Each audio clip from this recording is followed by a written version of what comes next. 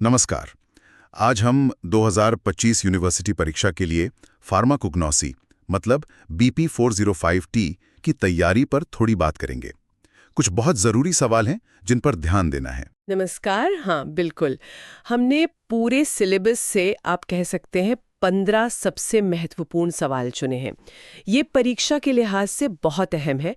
मैं एक बार जल्दी से सारे सवाल पढ़ देती हूँ ताकि सबको अंदाज़ा लग जाए। तो यूनिट 1 से है। पहला, फार्माकोग्नोसी की परिभाषा क्या है, इसका दायरा और ऐतिहासिक विकास कैसे हुआ। दूसरा, फिर क्रूड ड्रग्स का मॉर्फोलॉजिकल वर्गीकरण मतलब आकृति विज्ञान के आधार पर उदाहरण के साथ समझाना है। तीसरा, क्रूड ड्रग्स में मिलावट अडल्टरेशन जिसे कहते हैं उसके प्रकार और उनका मूल्यांकन यानी इवैल्यूएशन कैसे करते हैं।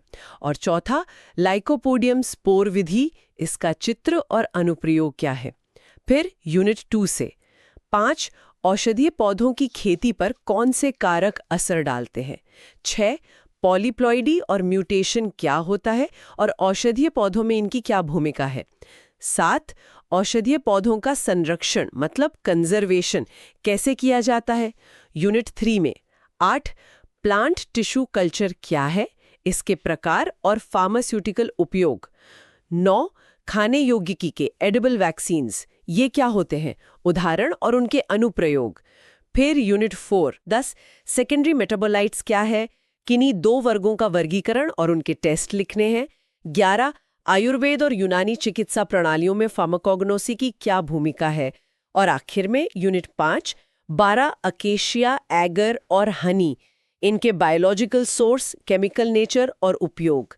13, फैट्स, वैक्सेस और फिक्स्ड ऑयल्स में क्या अंतर है, उदाहरण के साथ। 14, कैस्टर ऑयल, चोलमुग्रा ऑयल और बीज वैक्स पर एक छोटा नोट। 15, और समुद्री दवाएं, मरीन ड्रग्स क्या है, उनके उदाहरण और फार्मास्यूटिकल उपयोग। तो ये थे हमारे टॉप 15 सवाल। चलिए अब यूनिट 1 से शुरू करते हैं, इंट्रोडक्शन और इवैल्यूएशन ऑफ क्रूड ड्रग्स। जी मैम, तो पहला सवाल फार्माकोग्नोसी की परिभाषा, दायरा और इतिहास। मतलब ये सब्जेक्ट है क्या आखिर? हाँ, बिल्कुल। देखिए, फार्माकोग्नोसिस शब्द 2 ग्रीक शब्दों से बना है। फार्माकॉन जिसका मतलब है ड्रग और गिग्नोस्को मतलब ज्ञान प्राप्त करना। तो आसान भाषा में कहें तो ये प्राकृतिक स्रोतों से मिलने वाली कच्ची दवाओं यानी क्रूड ड्रग्स का अध्ययन है। प्राकृतिक स्रोत मतलब पौधे वगैरह? हाँ, पौधे तो हैं ही, जैसे सेना की पत्तियां, पर इसके अलावा जानवर भी स्रोत हो सकते हैं, जैसे हेपरिन। खनिज भी, जैसे केओलिन। समुद्री स्रोत भी होते हैं, जैसे एगर। और माइक्रो ऑर्गेनिज्म या टिश्यू कल्चर से भी ड्रग्स मिलती हैं, जैसे पेनिसिलिन। अच्छा। इनको याद रखने के लिए एक छोटा सा मनमोनिक है, PANTM। P मतलब प्लांट, A मतलब एनिमल, N मतलब नॉटिकल या मरीन, T मतलब टिश्यू कल्चर और M मतलब मिनरल। PANTM। अरे वाह, ये अच्छा है। 5 स्रोत याद रहेंगे इससे। और मैम, इसका दायरा मतलब स्कोप क्या है, कहाँ कहाँ काम आता है ये। इसका दायरा काफी फैला हुआ है। इसमें देखिए, botany, chemistry, pharmacology, biotechnology, analytical science, यहाँ तक कि रेगुलेटरी साइंस भी जुड़ा है। अगर प्रैक्टिकल इस्तेमाल की बात करें तो ये नई दवाएं खोजने में बहुत मददगार है। जैसे विंक्रिस्टीन एक एंटी कैंसर दवा है, पेरीविंकल पौधे से मिली। फिर हर्बल दवाएं बनाने में जैसे त्रिफला चूर्ण, फाइटोफार्मास्यूटिकल्स जैसे LIF52, प्लांट टिश्यू कल्चर, न्यूट्रासूटिकल्स और सबसे जरूरी दवाओं की गुणवत्ता सुनिश्चित करने में, जिसे मानकीकरण या स्टैंडर्डाइजेशन कहते हैं। ओके। इसका भी एक मिनिमोनिक है याद रखने के लिए, herbal cap, HERBALCAP। Herbal cap, ठीक है। और इसका इतिहास? आपने कहा था ऐतिहासिक विकास भी महत्वपूर्ण है। जी हाँ, देखिए, इसकी जड़ें तो बहुत पुरानी हैं। प्राचीन सभ्यताओं में जाएं तो चीन में शेन्नांग, मिस्र में एबर्स पपायरस, भारत में चरक और सुश्रुत, ग्रीस में हिप्पोक्रेट्स, इन सब ने कहीं ना कहीं योगदान दिया। अच्छा। फिर क्लासिकल दौर में थियोफ्रेस्टस, डायोस्कोराइड्स, गैलिन, लीनियस जैसे विद्वानों ने इसे और संवारा। और ये जो शब्द है फार्माकोग्नोसी, ये पहली बार 1815 में C.A. सेडलर ने इस्तेमाल किया था। ओह, 1815 में? हाँ, हिस्ट्री के मुख्य नामों को याद रखने के लिए आप सोच सकते हैं, शी गेव क्लास, SHEGAVECLASS। ये बस एक याद रखने का तरीका है। वाह, शी गेव क्लास। ठीक है, इससे मुख्य नाम ध्यान में रहेंगे। इतिहास तो वाकई काफी लंबा है इसका। अब जब हमें पता चल गया कि ड्रग्स कहाँ से आती हैं, तो इन्हें अरेंज कैसे करते हैं, अगला सवाल इसी पर है शायद, मॉर्फोलॉजिकल वर्गीकरण। बिल्कुल सही। मॉर्फोलॉजिकल वर्गीकरण का मतलब है ड्रग्स को उनके बाहरी रूप रंग या कहिए कि वो पौधे के किस हिस्से से प्राप्त हुई हैं उसके आधार पर ग्रुप्स में बांटना। जैसे कि ये जड़ है या छाल है, पत्ती है, फूल है, फल है, बीज है, या कभी-कभी पूरा का पूरा पौधा ही इस्तेमाल होता है। अच्छा, जैसे हम बाजार में देखते हैं दालचीनी की छाल, लौंग का फूल। एकदम सही। उदाहरण के तौर पर जड़ों में आती है सर्पगंधा या अदरक, छाल में सिनकोना या दालचीनी, लकड़ी में चंदन, पत्तियों में डिजिटैलिस या सेना, फूलों में लौंग या केसर, फलों में सौंफ या आंवला, बीजों में नक्स वोमिका या इसबगोल। और हाँ, कुछ दवाएं पूरे पौधे से बनती हैं, जैसे एफेड्रा या पुनर्नवा। इसके अलावा कुछ ड्रग्स अनऑर्गेनाइज्ड होती हैं, मतलब पौधे का कोई निश्चित हिस्सा नहीं होती, जैसे गोंद, जैसे एकेशिया या बबूल का गोंद, या रेजिन जैसे हींग, या लेटेक्स जैसे अफीम या एलोवेरा का जूस। ओके, ये तो काफी सारे हिस्से हो गए। इसे याद रखने का कोई तरीका? हाँ, इसके लिए भी एक मेमोनिक है, ब्रॉल सिफ्लॉग। सोचिए जैसे किसी डॉक्टर के बैग में ये सब है: B bark, R root, A aerial parts, W wood, L leaf, फिर S seed, F flower, L latex, O oleoresin, G gum. ब्रास फ्लॉग, वाह, ये मेनेमोनिक तो सच में बहुत काम के हैं मैम। वर्गीकरण वाला पार्ट अब क्लियर है। पर मैम एक और बड़ी दिक्कत आती है दवाओं में मिलावट की। तीसरा सवाल इसी पर है, अडल्ट्रेशन और इवैल्यूएशन। हाँ, अडल्ट्रेशन या मिलावट ये फार्माकोग्नोसी का एक बहुत महत्वपूर्ण और दुर्भाग्य से आम पहलू है। इसका सीधा सा मतलब है कि जो असली शुद्ध दवा है उसकी क्वालिटी या प्योरिटी को कम कर देना। ये कैसे होता है? या तो उसमें कोई नकली चीज मिला दी जाए, या कोई घटिया चीज, या कोई नुकसानदायक पदार्थ, या फिर असली दवा को किसी सस्ती चीज से बदल दिया जाए। और ये जानबूझकर होता है या गलती से? दोनों तरह से हो सकता है।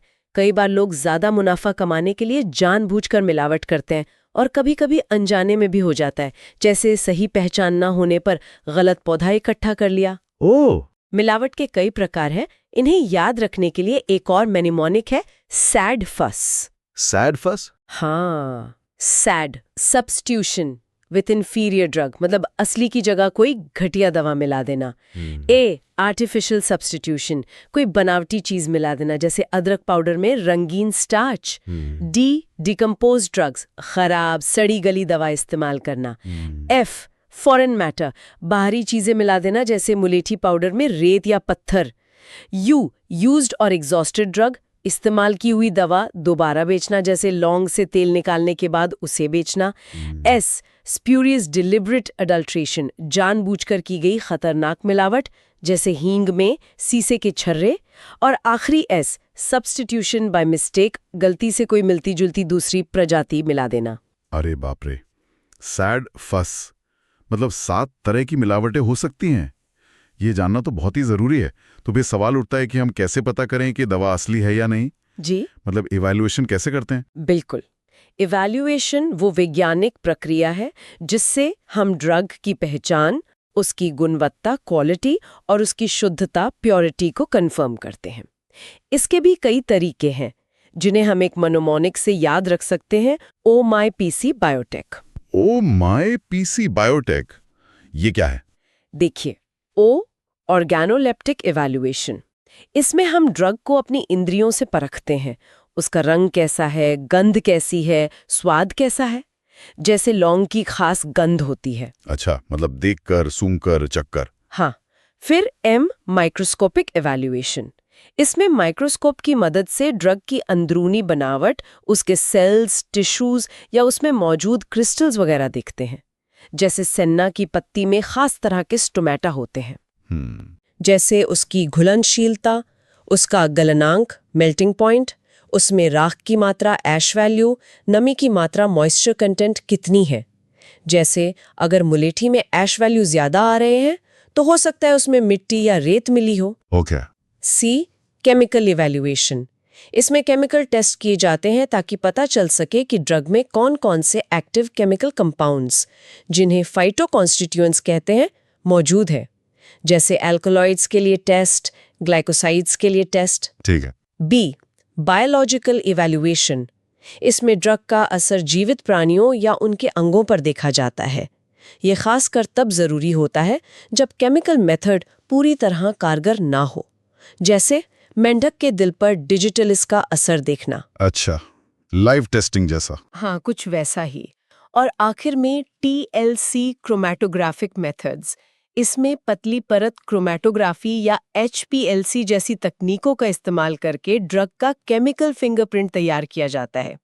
इससे मिलावट का पता लगाना बहुत आसान हो जाता है। ओहो, my PC bioreg, organoleptic, microscopic, physical, chemical, biological और क्रोमैटोग्राफिक। ठीक है मैम, अब समझ आया कि ड्रग को कितनी तरह से परखा जाता है। अब यूनिट 1 का आखिरी सवाल ये, लाइकोपोडियम स्पोर विधि क्या चीज है? लाइकोपोडियम स्पोर मेथड ये एक क्वांटिटेटिव माइक्रोस्कोपिक तकनीक है। क्वांटिटेटिव मतलब इससे हमें मात्रा का पता चलता है। मात्रा किस चीज की? पाउडर की हुई क्रूड ड्रग में असली दवा की मात्रा कितनी है, ये पता लगाने के लिए। ये खास तौर पे तब उपयोगी है जब ड्रग का एक्टिव तत्व किसी खास तरह के सेल या टिश्यू में मौजूद हो। अच्छा, पर इसमें लाइकोपोडियम स्पोर का क्या काम है? हाँ, ये जरूरी सवाल है। लाइकोपोडियम एक पौधा है, उसके स्पोर्स यानी बीजाणु इस्तेमाल किए जाते हैं एक स्टैंडर्ड की तरह। ऐसा इसलिए क्योंकि इन स्पोर्स का आकार लगभग एक जैसा होता है, करीब 25 माइक्रोमीटर, और प्रति मिलीग्राम इनकी संख्या भी लगभग निश्चित होती है, करीब 94,000 स्पोर्स प्रति मिलीग्राम। ओह, तो ये फिक्स होते हैं? जी हाँ, तो इसका सिद्धांत ये है कि हम ड्रग पाउडर में मौजूद ड्रग के कणों जैसे स्टार्च ग्रेन्स या पोलन ग्रेन्स की तुलना लाइकोपोडियम स्पोर्स की ज्ञात संख्या से करते हैं। करते कैसे हैं ये? प्रक्रिया सीधी है। हम ड्रग पाउडर की एक निश्चित मात्रा लेते हैं, उसे लाइकोपोडियम स्पोर पाउडर की ज्ञात मात्रा वजन के साथ अच्छी तरह मिलाते हैं, फिर इसका एक सस्पेंशन बनाकर स्लाइड पर रखते हैं और माइक्रोस्कोप के नीचे देखते हैं। अब हम एक निश्चित एरिया में लाइकोपोडियम स्पोर्स की संख्या, इसे n मान लें, और ड्रग के विशिष्ट कणों की संख्या, इसे n मान लें, गिनते हैं। गिनती करनी होती है? हाँ, फिर एक फॉर्मूला इस्तेमाल करते हैं। ड्रग की मात्रा प्रतिशत या मिलीग्राम में is equal to n into W into 94,000 into 100 upon n into S into P, जहां W लाइकोपोडियम पाउडर का वजन है, n स्पोर्स की संख्या है, n ड्रग कणों की संख्या है, S ड्रग पाउडर का वजन है और P ड्रग के कणों की संख्या प्रति मिलीग्राम है। अगर पता हो, एक सरल रूप स्क्रीन पर भी देख सकते हैं। अच्छा, फॉर्मूला थोड़ा जटिल लग रहा है। हाँ, देखने में लगता है, पर मूल सिद्धांत गिनती और अनुपात का है। स्क्रीन पर आप इसका डायग्राम और सरल फॉर्मूला देख सकते हैं। इसका मुख्य उपयोग पाउडर्ड क्रूड ड्रग्स का मानकीकरण करना है, खासकर तब जब केमिकल तरीके उतने प्रभावी ना हो, जैसे नक्स वोमिका या इपिकाकुन्हा के पाउडर के लिए। अच्छा, तो ये माइक्रोस्कोप से गिनती करके पाउडर में ड्रग की मात्रा पता लगाने का एक तरीका है। ठीक है मैम, अब ये भी क्लियर हो गया। बहुत अच्छे। तो इसके साथ हमारा यूनिट 1, जिसमें इंट्रोडक्शन, मॉर्फोलॉजी, अडल्टरेशन, इवैल्यूएशन और लाइकोपोडियम स्पोर मेथड शामिल थे, वो पूरी तरह से कवर हो गया है। हाँ मैम, ये चारों सवाल अब अच्छे से समझ आ गए हैं। बहुत बढ़िया। अब यूनिट 2 से लेके यूनिट 5 तक के जो बाकी सवाल हैं टॉप 15 लिस्ट में, उनकी तैयारी भी आपको इसी पैटर्न पर करनी है। लिस्ट आपके पास है ही। हर सवाल को इसी तरह विस्तार से समझने की कोशिश करें, परिभाषा, उदाहरण, तरीके, मेनेमोनिक्स सब ध्यान में रखते हुए। जी मैम, बिल्कुल। इसी